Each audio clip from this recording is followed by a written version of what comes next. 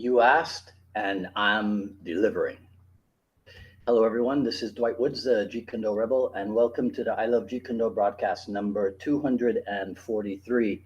This is the Jeet Kune Rebel AMA, right? Which I think is a thing you get from Reddit, the Ask Me Anything. Um, if you are logging in, as you're logging in, be kind enough to say where you're logging in from. Hit the like button and feel free to continue doing so throughout the broadcast. If you're catching the simulcast over on the YouTube, please be sure to like, subscribe, and hit the notification bell over there. Um, I still have not been able to get the Facebook feed fixed, so I'll have to keep going back and forth between my Be Live screen and the um, the Facebook thing to see if anything's happening live over there. In any case, that's not that big a deal. All this we can handle, right? If you enjoy my work and you'd like to support the program, please visit jkdrebel.com. Click on the Rebel Gear link, and that's where you'll see stuff like this: the Keep Calm and Learn to Fight Ferociously T-shirt, also available as a coffee mug, long sleeve, short sleeve, sweatshirt, hoodie, all that good stuff. But of course, the best thing you can do is to share this video and spread the word about the I Love Jeet Kune broadcasts. All right, so I was quite frankly surprised that people actually want to hear from me on the topic of me. Um, I'm not as comfortable as Meghan Markle talking about myself. Um, but if people think that it can be of benefit, then I'm all for it, right? So I asked people to send me questions by comment or by direct message or what have you, and so different things are going to happen here. One is me having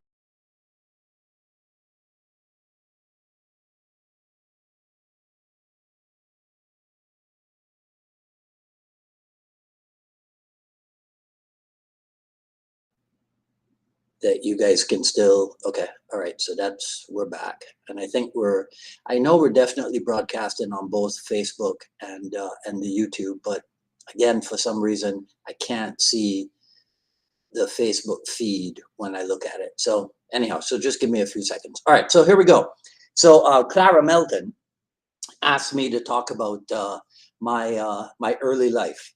So as you've heard me say before, I was born in Trinidad, but taken home to Barbados, right? Because that's where my elder siblings and my parents were already living. So at 2 weeks old, I was taken home to Barbados, where I grew up.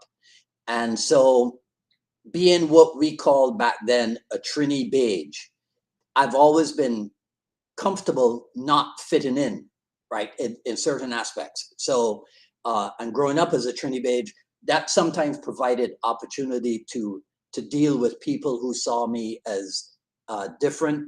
And I suspect that early life situation probably had an effect on my future development as a contrarian, right? I sat my 11 plus exam, as we called it back then. So people like Mark Black and Terry Valor and Mick Tully will be more familiar with these terms than my US colleagues. So I sat my 11 plus exam at age 10. And if I remember correctly, I scored the third highest marks in the country. So number one was the son of a well-known Anglican priest. Number two, but I can't say that I was academically gifted, because by the time I sat my fifth form O levels, I think I failed 6 out of 10 subjects. So I passed only French and Spanish with A's, and English and Latin with B's. And I think I was the first person in the history of Harrison College to be promoted to sixth form without the requisite 5 O levels. I had 4, but there were A's and B's, and they said, this guy obviously is not going to work at anything that he doesn't like. They were very right about that. So they went ahead and promoted me, right? So back in school, I embarked on the path of sticking to what I like and aiming to excel at only that. The other question from Clara was, how did I come to reside in the United States? So I started working almost out of school. I think I had 6 months at a downtown duty-free store out of school. And then I started working for a U.S. company. I started working for Eastern Airlines at the airport in Barbados. And so that afforded me the opportunity to start flying around and seeing the world, so to speak. But in the early days, we had to do that flying around through San Juan, Puerto Rico, or through St. Thomas and St. Croix in the U.S. Virgin Islands. But on my birthday, June 2nd, in 1980, Eastern Airlines inaugurated its nonstop flight between Barbados and Miami. So that unleashed in me a flurry of back and forth travel, right, to the US mainland. In fact, I came with props, guys. So let me show you. I shouldn't have said that. Did I misplace them? Okay, so let me see if the camera can, hopefully the camera can pick this stuff up. All right, so this is passport 1 and 2, right, from the early days. I think this is passport number 3. No, this is passport number 3, still Trinidad and Tobago. This is passport number 4, United States. And this is current passport number 5. So let me see if I can show this to you in passport number 1. So everything that you see in red is a stamp from the US immigration. Okay, so watch this. So this is my first, that's my first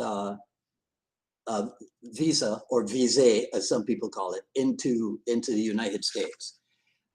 And now watch this. So check this. Remember, every red stamp is an entry into United States immigration, right? So look at this, right? Look at this. Okay, every red stamp. Right? So I did a lot of flying back and forth, and some of this was even before. Well, we'll get to that story. So I did a lot of traveling back and forth, right? So Clara's next question was, how did I become interested in martial arts? So I don't have a story about being bullied, although I do know, because that's like everybody's story, right? But I do know that while I was in primary school, I did have several opportunities to stand up for myself. Again, being Trinidadian, especially at the end of that final term after I had been class monitor, right? So people really had it in for me on that last day of school. So I can remember having to defend myself. So like many young kids in what was at the time a former British colony, we had access to the main export of another British colony, namely Hong Kong, and namely Hong Kong's Kung Fu films. And we had at least 3 cinemas, which usually showed double feature Kung Fu films. So we had almost on a weekly basis, I guess. Maybe they ran for 2 or 3 weeks, I don't know, right? But we had 6 films that we could watch. But even then, I was fairly discerning in what I was looking for in my Kung Fu heroes. So I was not running around trying to watch everything. Instead, I wanted to hang with, I was interested in these guys. Let me show you. So let me see if I can, I should have had this in the feed already, but Forgive me. Hang on for 1 second. So I got mainly interested in this guy right here. Hold on a sec while it loads. So I won't ask you to try to guess who it is or whatever, right? But that's Chi Kwan Chung, right? So I was interested primarily in stuff that he appeared in, and he appeared a lot of times with guys like Chen Quan Tai. So by association, I was a little bit interested in them, right? Now, I'll show you why it is that I was interested in somebody like Chi Kwan Chung. So check this out, right?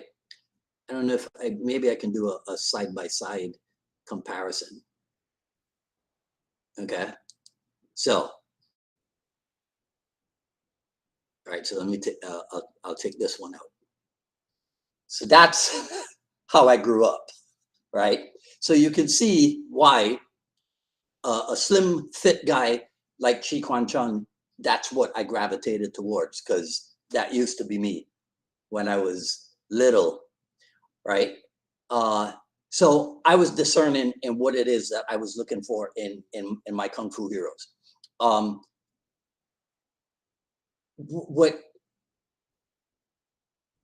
So that leads to early influences, right? So my early influences were those guys. I also started collecting different martial art books, whatever it is that I could get my hands on, so that I could acquire a martial arts education. So unbeknownst to myself, I was priming for what would happen in 1971 when I saw The Big Boss, right? So seeing Bruce Lee in action and how it was drastically different from that of my Kung Fu heroes, that kind of put me in a quandary, because there was little access to like Bruce Lee material other than the movies. So I had to satisfy my hunger for martial arts by reading everything that I could get my hands on, no matter what it was. So that did give me an open-minded attitude towards all martial arts, but I still needed more. So eventually I joined a local outfit called Wushu Kwan. Now, again, many of my UK friends might be familiar with Wushu Kwan because it's a system that was founded in England by Grandmaster C.K. Chang. So I joined Wushu Kwan, and if memory serves correctly, I did not last very long, because I had fallen under the the allure of Bruce Lee. And so I kept referring to Bruce Lee all the, like almost every class that I went to. It was like, well, Bruce Lee this and Bruce Lee that. And so I didn't last very long. And I left after having been promoted. I got graded to from like ungraded white belt to graded white belt before I left. But by the time I left, I knew all the training routines, including the kata, the forms, and like the self-defense sequences for I think it was 6th and 5th grade, which was 2 blue belts, and then 4th and 3rd grade, which were 2 red belts. I knew all that stuff because I used to train in my class, but I used to stay and watch what everybody else was doing, and I could just pick stuff up from looking at what was going on in the other classes. So that was how I became involved with martial arts in general. Becoming involved with JKD and Filipino martial art. So initial exposure to JKD came obviously through the cinema and magazines. And then once the Tao of Jeet Kune was available, James Lee's Wing Chun book, once that was available. And then I think even the Fight and Method book, because I don't have it here with me, but I have one of those hardcover Bruce Lee Fighting Method books, a single volume, not the 4 multicolored paperback ones, right?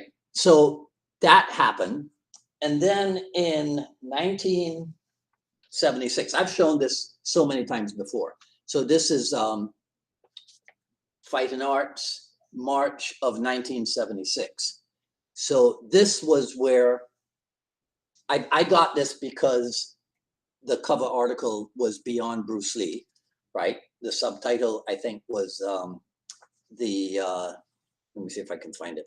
Beyond Bruce Lee, the continuing story of Jeet Kune through Danny and Asano.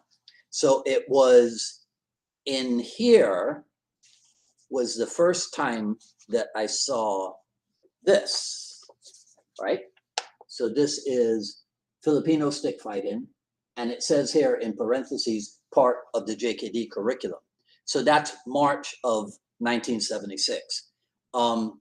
I had seen Bruce Lee, you know, doing the nunchaku stuff and doing the double stick. I didn't know it was called double stick or whatever, but I had seen Bruce Lee do weaponry, but I didn't know enough to make an association to go, oh, that's Filipino Eskrima or what have you. But 7 years later, in 1983, I found myself in Irvine, California. Okay, so I should let me insert something there. So in 1980, I spent about 6 months, 3 months, 4 months. I spent a number of months in Seattle. I'd been laid off. They knew where they were going to recall me, right? I had made friends in Seattle. I was a budding Bruce Lee fanatic. So when the opportunity presented itself, I moved to Seattle and never got to train with Taki Kimura because I couldn't find him. But I did get to train with Jesse Glover's little brother, Michael Lee. Got to visit Lakeview Cemetery for the first time. I have a picture of that somewhere. I think it's on my Facebook page, right? And you can see it's real old. I'm wearing bell bottoms. I got a big afro. There's the original picture, right, on Bruce Lee's headstone. There's nothing next to it or what have you, right? That's how long I've been around. But then 7 years later, I was in Irvine. And so let me show you this from Irvine. Give me 1 second. Because I went through Black Belt magazine. It took me about an hour to find this because somebody had put up the ad from 1982, but I wasn't there in 82. I was there in 83. So I wanted to show you guys this. So I had to go through Black Belt's archives, and that's it. This was the camp that I attended.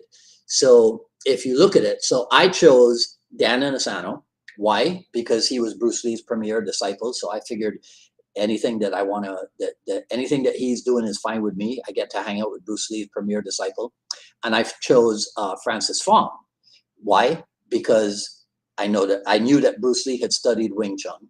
So in my head, I was going to train for 2 weeks with these guys. And then I was going to go back home to Barbados and share with the guys who were my training partners what I had experienced. And I was on the path of working stuff out for myself because I knew that that's what Bruce Lee had done. I did not train, and this is not a reflection on them. This is just me. I did not train with Larry Hartzell and Tim Tackett.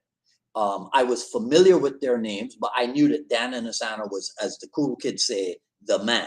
So I went with him. There must have been something going on in my head that said, you don't want a finished product, Dwight. What you want is a process. So my process was going to be a week with Asano, a week with Francis Fong, and then work stuff out for on my own. I was naive. Hey, what can I say, right? So that's how that started. So those were Clara's questions. Give me a second. Let me take a look at the Facebook feed and see if there's anything going on there that I need to comment on.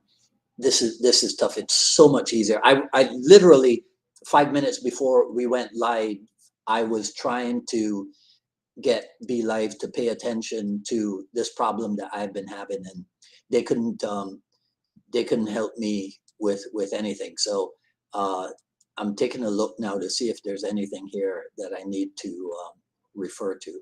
And of course, trying to do this back and forth makes things a little bit choppy. So my apologies for that. All right, so you know what, maybe I'll just do it at the end. Okay, all right, so then Ricard Ankerson, he sent some really interesting questions in. The first one was give me a second. I think something just went wrong here.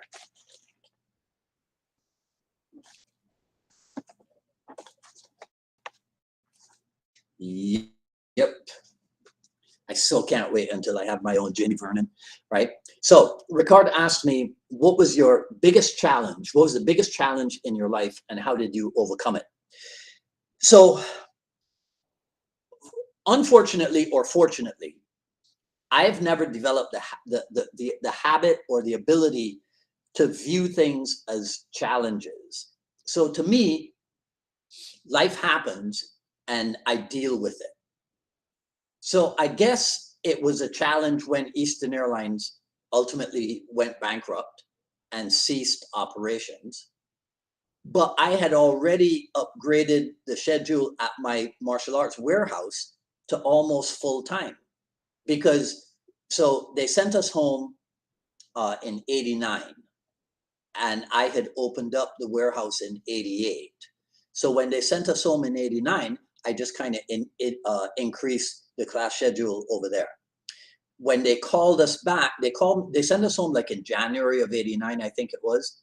They called me back in April, not for passenger services, but for ramp services, I think. And I was like, no, I don't want to do that, right? Because I was having fun pretending to be a full-time martial arts instructor.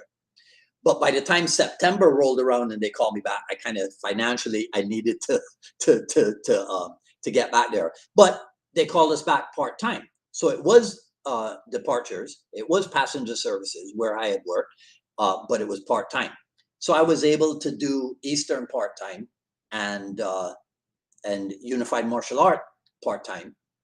So ultimately, 2 years later, a year and a half later, when everything from Eastern disappeared, I just smoothly transitioned into full-time martial arts. So I imagine that was a challenge. But for me, again, my approach has always been, oh, look at what's going on, deal with it. So that's what I did.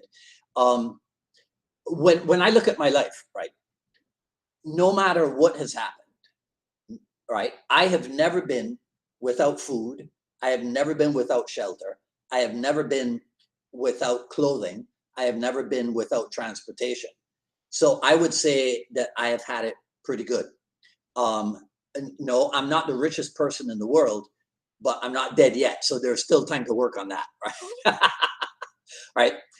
Ricardo also asked, what did you find as the biggest difference between life before the United States and life as you came over to the United States?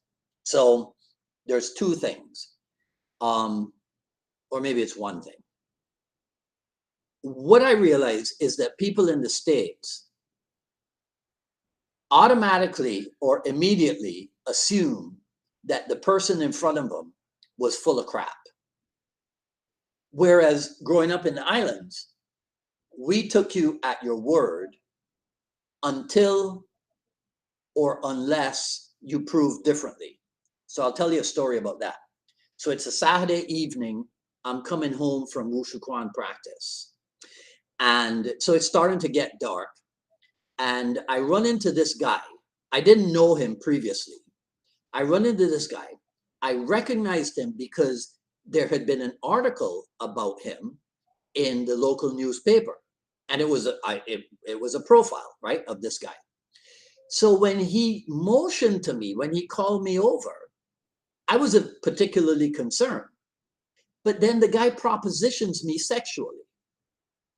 So I got the hell out of there as quickly as I could, like real fast, right? but my point is that, as I don't know if it's third world naivete or what have you, but we accepted people as they presented themselves until you found out differently. So with this guy, I found out differently. In the US, it's almost as if people really didn't even give you a chance to prove yourself. People just assumed that you were full of crap. So one day I'm working at Eastern. I was what they call a special services agent. In the old days, we were the people who wore red jackets so that we would stand out because we were the problem solvers, right?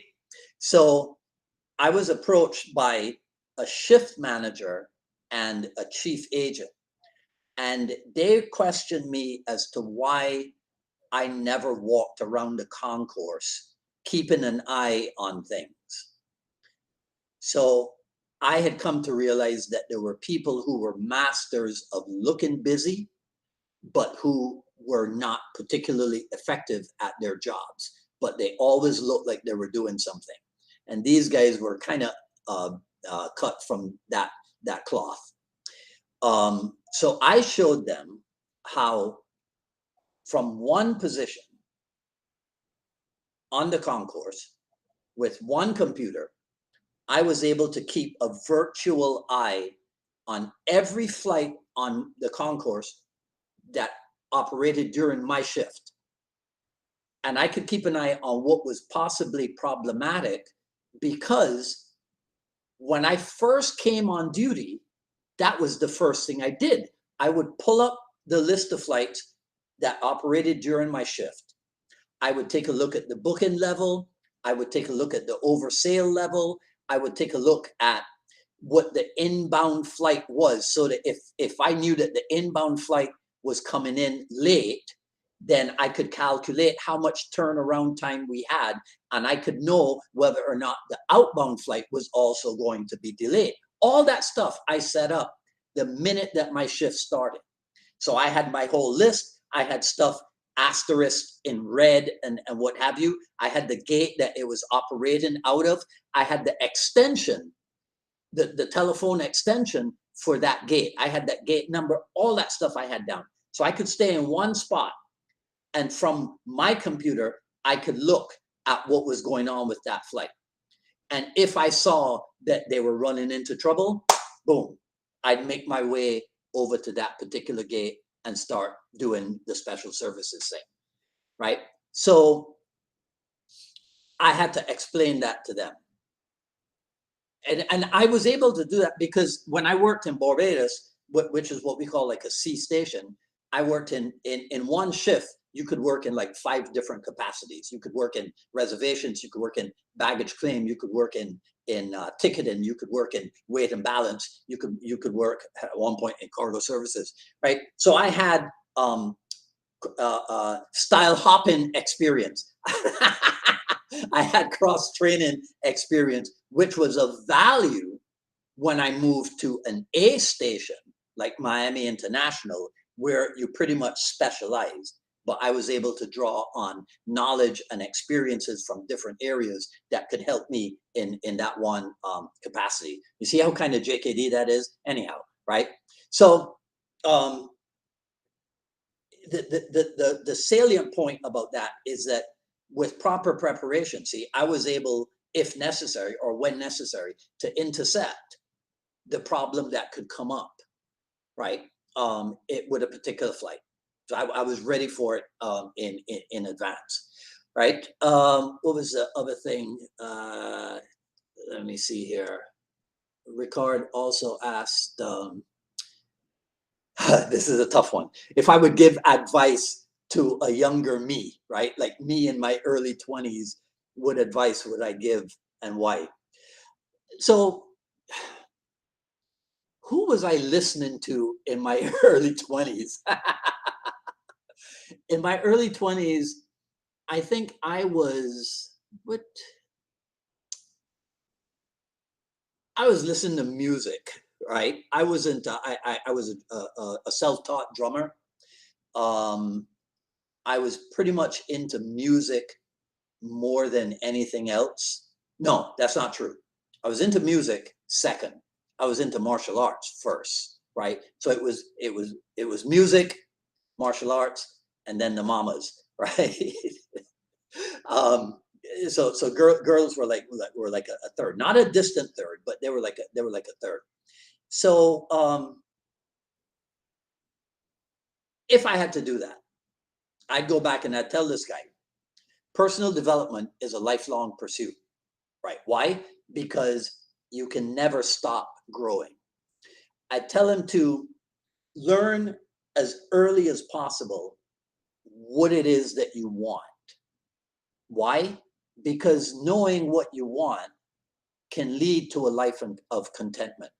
So you set personal, professional, health, financial, and spiritual goals in those 5 areas.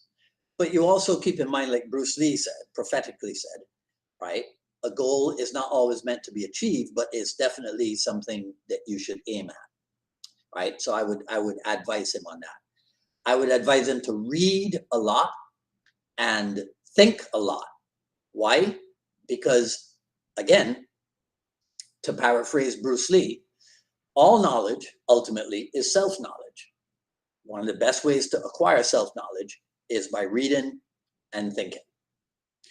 I would advise him to seek balance in all aspects of life. Why? Because without balance, you could end up drifting aimlessly. But it's important to differentiate between static balance and dynamic balance. Static balance is being able to stand on one leg in a fancy kung fu pose. Dynamic balance is to be able to use Jeet Kune footwork and move around, be mobile and agile without disrupting your center of gravity. So be balanced in all things, but identify the difference between static balance and dynamic balance. I would advise him, not him, me, I would advise my young 20-something self to love fearlessly. Why? This is kind of esoteric, but because love in its many aspects, because you got to be able to differentiate between the various modes of love. Love is the greatest power on the planet, probably off the planet too, right? If you were to read something like Palladium Perspectives on Human Evolution. Nobody asked me for my list of favorite books, so I just threw that in there. And then to paraphrase, I'm pretty sure it's my good friend Mark Stewart who from whom I first heard this, right? Don't be so open-minded. Be open-minded, but don't be so open-minded that your brains fall out. Right? Yeah. Okay. All right. So moving on. Ricard said, to my understanding, it seems important for you that the correct usage of words and its meaning is used. Why is that? So that is my personal extension of a principle that's found in Napoleon Hill's success principles, right? So Napoleon Hill taught a concept or a principle called accurate thinking. And I practice that, try to practice that, but I also absorbed what was useful about that, right? And added specifically what is my own, the concept of accurate speaking. Why? Because I think it required, well, accurate speaking requires a certain command of language, and accurate speaking, accurate thinking, accurate thought, coupled with accurate speech is essential. It's an essential good practice for someone who is a teacher.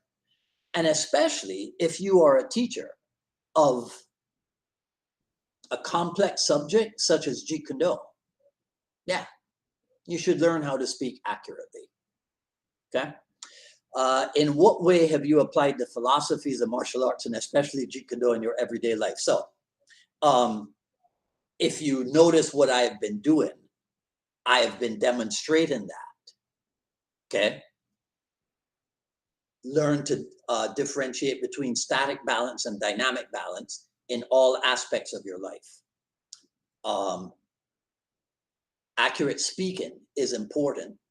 Command language, because accurate speaking is important for a teacher, especially a teacher at Jeet Kune.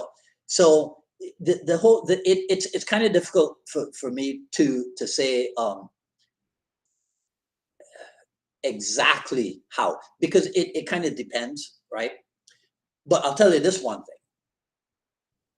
I won't go into details, but I will tell you this. There is a thing that I practice um, with regards to interpersonal discussions.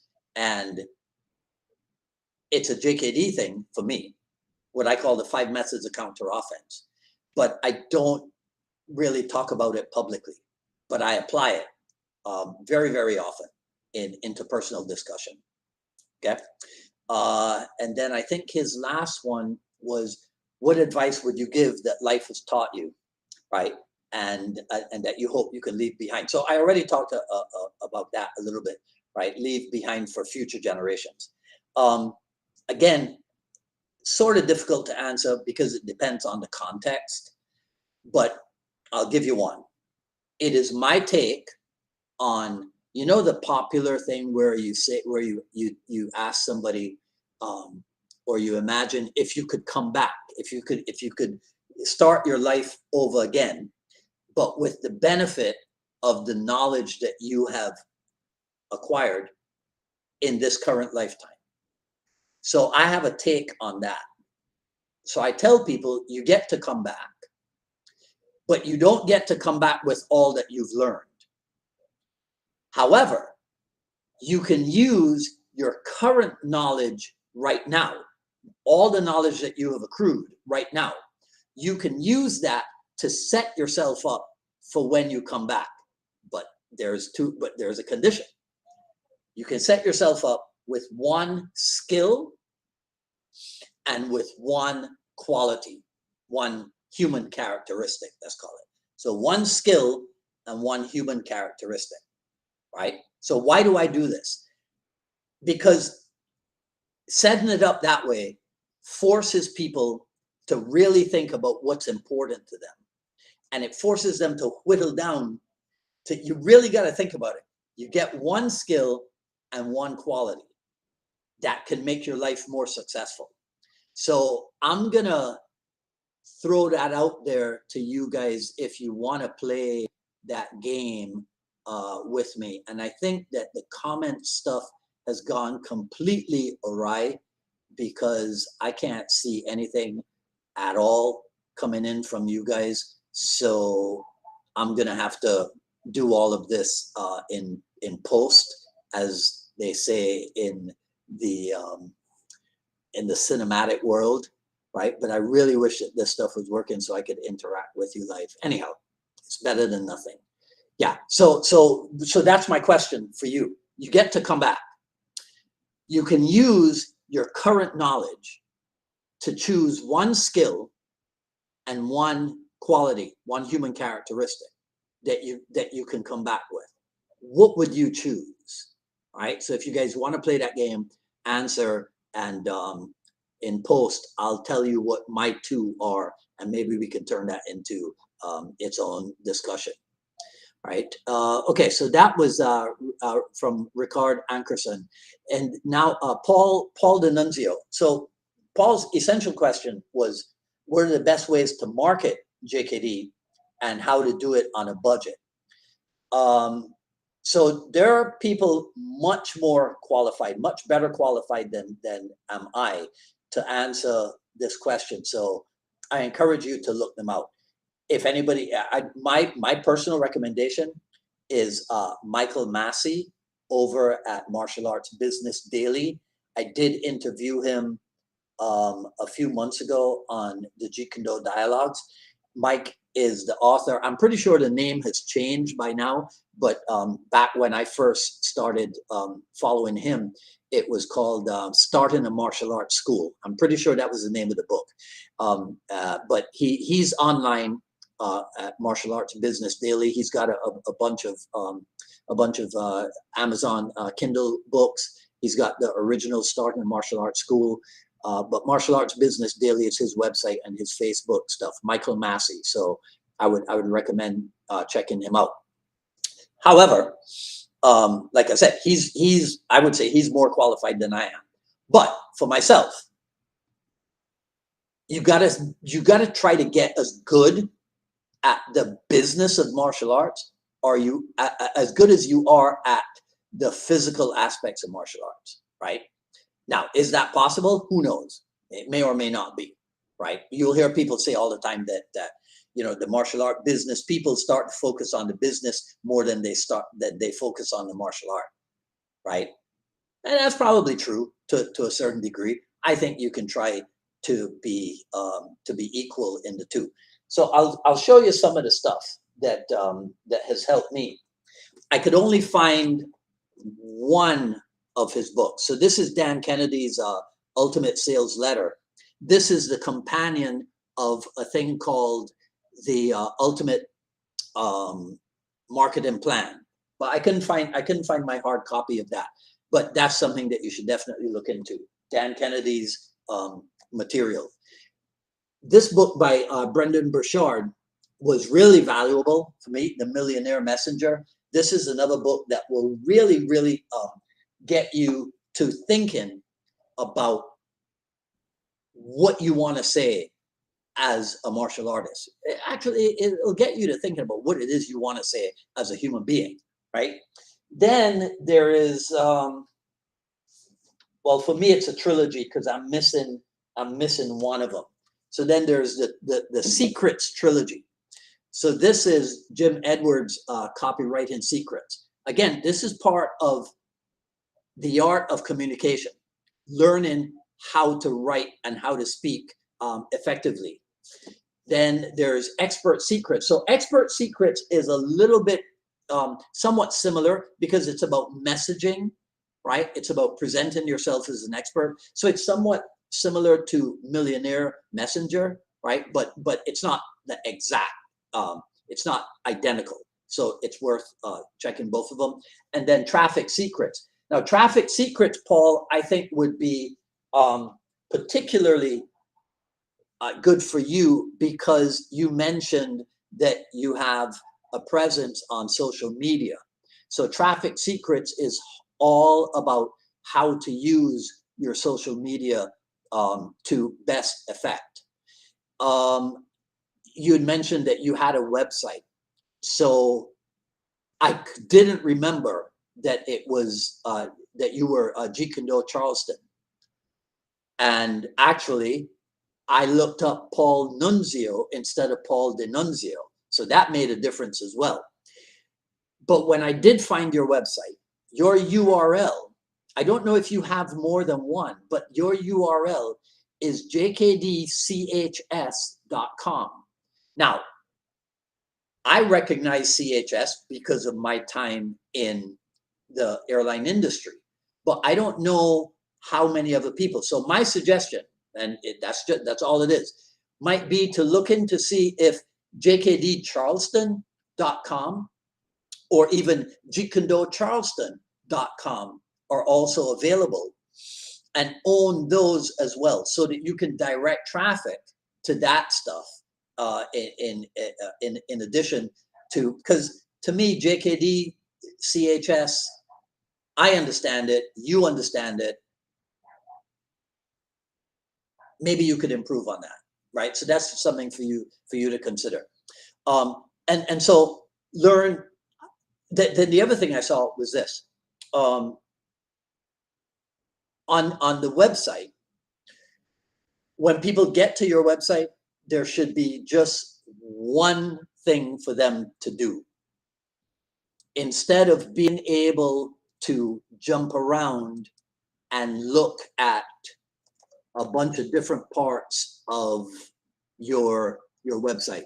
So let me see if I can.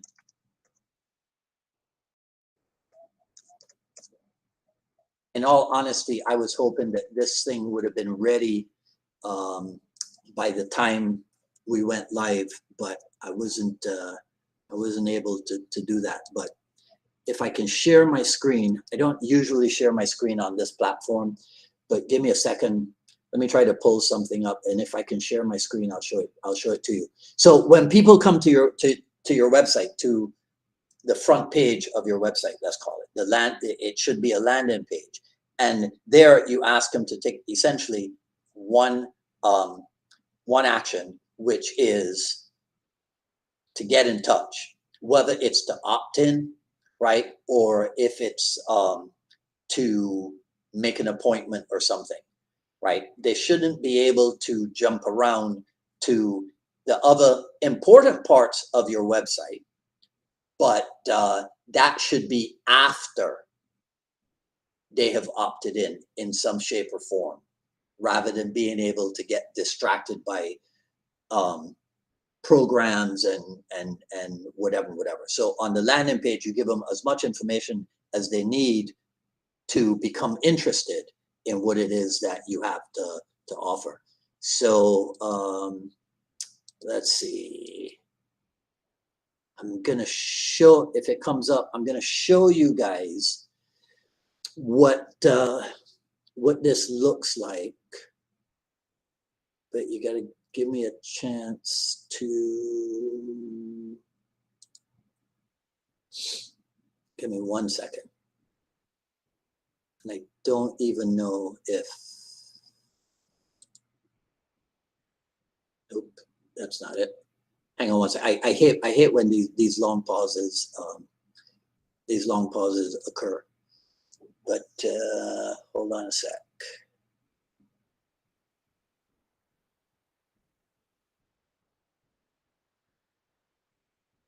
Is that it?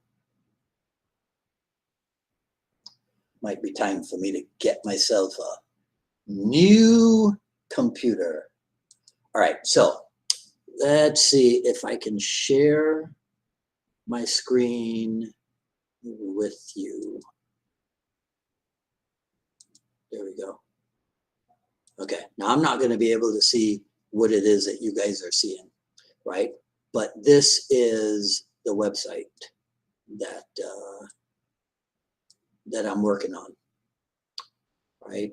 So probably by Friday it'll be ready, completely ready, and we'll start having fun with it.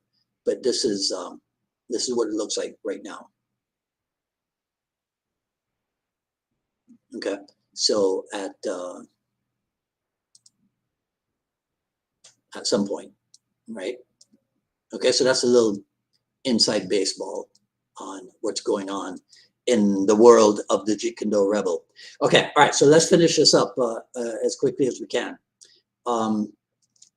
Richard Rowland asked, what are your present thoughts on the direction of Jeet Kune as a valuable self-defense method without having to use weapons of any type? And which is more important in your physical preparedness or your mental awareness as of today, and which is more important to you in your training journey at this time?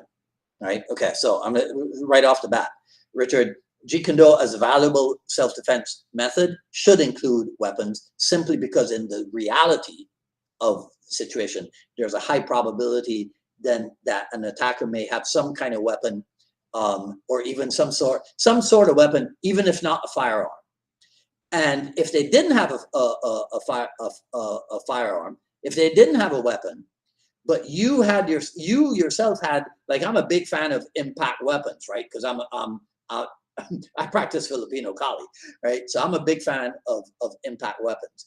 So even if they don't have anything and you have an impact weapon, you have an advantage. Now you got to use it judiciously, but you're still prepared. So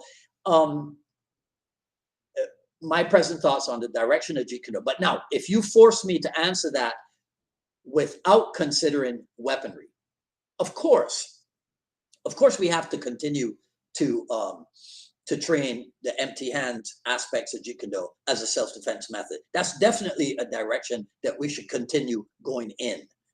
So I don't know that there are people who are moving away from that, and are they? Right, moving away from Jeet Kune as a self-defense vehicle. So yeah, that's definitely a direction that we have to continue going in. As far as physical, what did you say? Physical preparedness or mental awareness, and which is more important? Neither. They're equally important.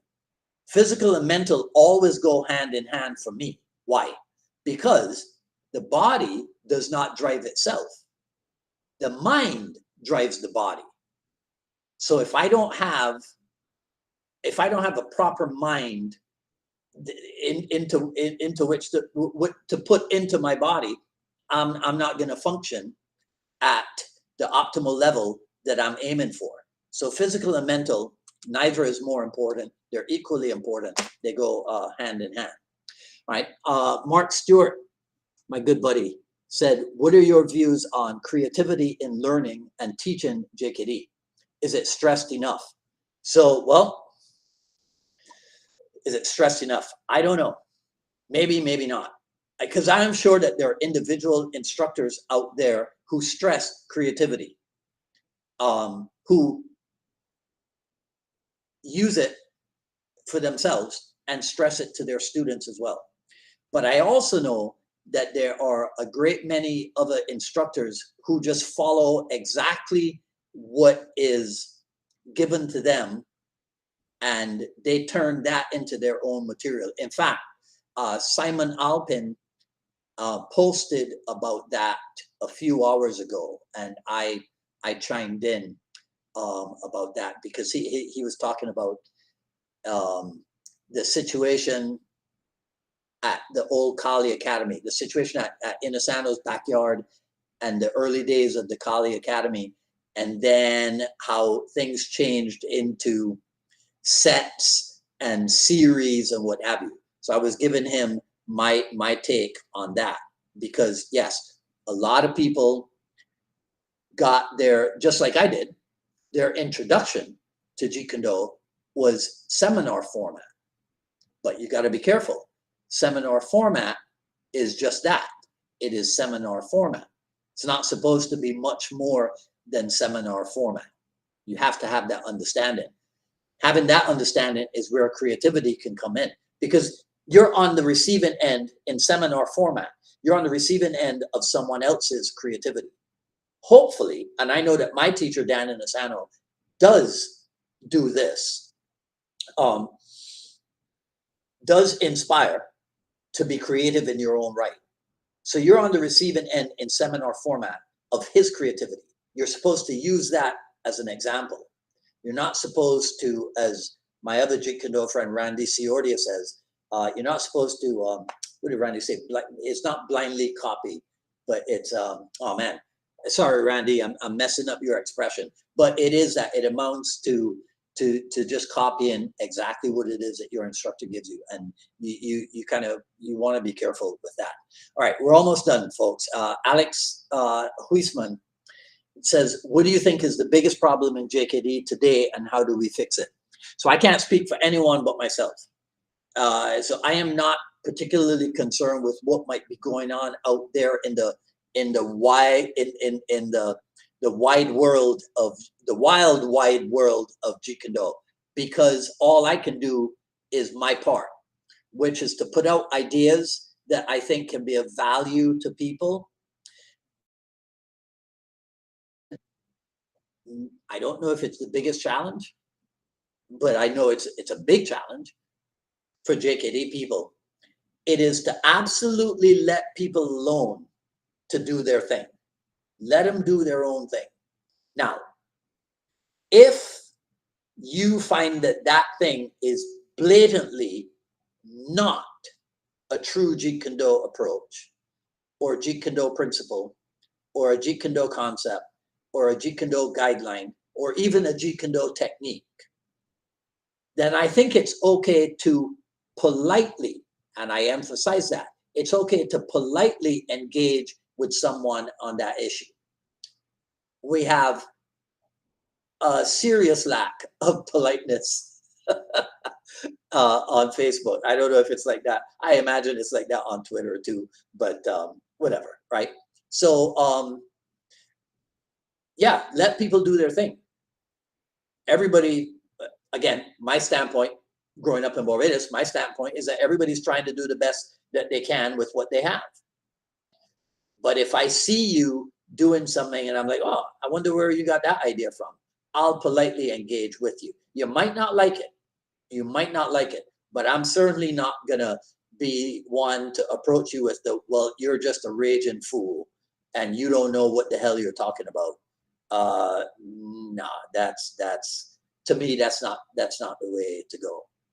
All right, okay, and finally, Cesar Polyakov says, why is there so much interest in chat about Wing Chun or boxing, but so little about Western fencing? I don't know. Perhaps it's because Bruce Lee pulled more from Wing Chun and boxing than he did from fencing. Or perhaps it's because people know exactly what he pulled from fencing, but they know more about what he pulled from Wing Chun and boxing. I have no idea why people do the things that they do. I have a private client who is a former fencing champion, and when we train, we see a lot of parallels, right? But we see, I imagine, the commonly known parallels, the whole idea of using the lead hand as equivalent to a sword in fencing, the aspects of footwork, the aspects of the stop hit, right, as counter offense, that type of thing, engagement and disengagement, right, that type of stuff. Maybe I don't know, Cesar. I can't answer for people. I could just answer for myself. So for me, the important aspects are those things that I just detailed to you: the footwork, the timing, the distance control, the use of the lead weapon, that type of thing. That's what works for me. Maybe there's more in Wing Chun and boxing to talk about, and people like to talk. I don't know. All right. Okay. So that is it for me. You guys let me know what you think. Let me try one more time to pull up this bloody Facebook thing and see if I can find anything that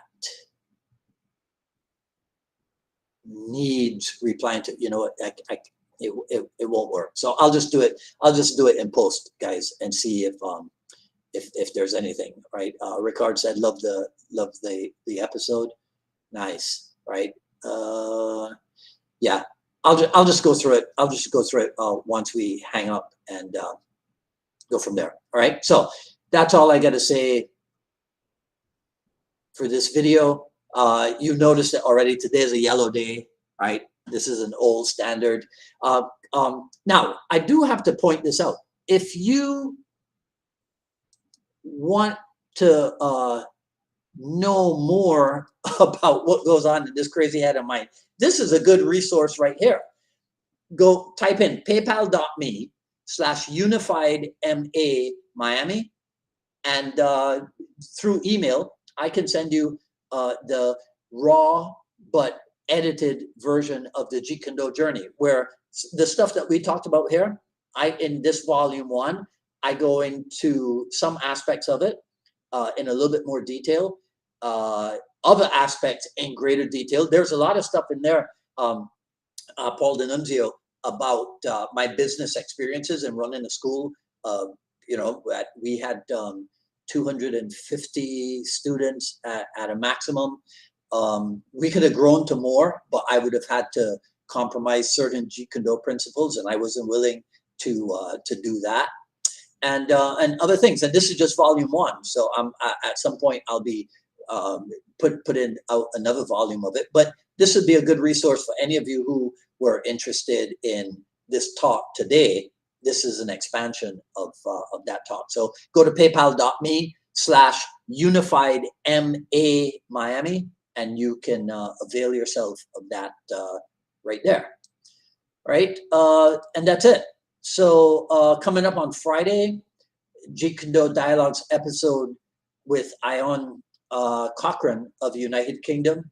And I got to make sure that I have the correct, I want to impress him on Friday with the correct pronunciation of his name, right? So that's Friday at 6 p.m. Eastern time. And that's it for today. So I'll see some of you guys on Friday. If not, I'll see you next Wednesday for another issue of the I Love Jeet Kune broadcast. Until then, thanks for hanging out with me. And thanks again. I'm humbled by people's interest and requests that I get on here and do my best Meghan Markle impersonation. So this is Dwight Woods, the Jeet Kune Rebel, signing off. You guys enjoy the rest of your evening. Talk soon. Take care.